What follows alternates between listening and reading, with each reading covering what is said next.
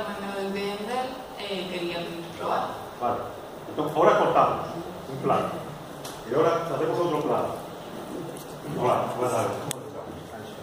Anxo, por que ves o Festival de Cannes? Para ver cortos tiene arte. Cortamos, entón temos un plano e outro plano. Entón, unimos un plano, sería plano contra plano. En cambio, plano secuencia é, o sea, aquelo que non se corta, que dura o que dure, non?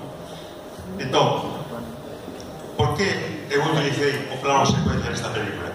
O plano secuencia, para mí, dá como unha sensación máis de verdade. De verdade é que o que está rodando non hai corte, o sea, sigues.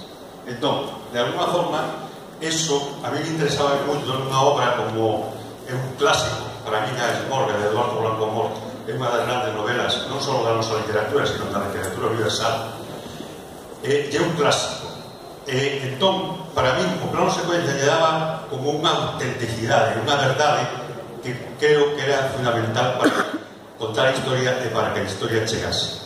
Entón, agora, vendo a película, veredes que significa rodar plano secuencia, que unha das dificultades do plano secuencia é que se eu empezo a rodar aquí, sigo aquí, da rapaza confundiuse, teño que volver a empezar de novo. En cambio, o plano contra plano, se se equivoca, se temos o plano, cortamos, é moi fácil, volvemos a rodar o plano. No plano secuencia hai que rodar todo outra vez.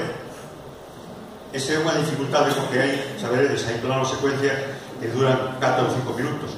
Imaginade, nos por convenio rodamos como 10 horas diarias de luns a venres. Imaginade separar un plano secuencia que nos pode levar toda a noite. Estamos, o plano secuencia empieza a funcionar, nos 3 minutos vai moi ben, porque os actores están moi ben, pero resulta que nos 3 minutos e medio estropeouse o sonido. Hai que repetir todo de novo, non? Esa é a dificultad do plano secuencia. Bueno, e con isto podemos... Vale, pois veña, imos ver a Esmorga ao vivo, un feito inédito, comentado polo seu director. Un aplauso para ele.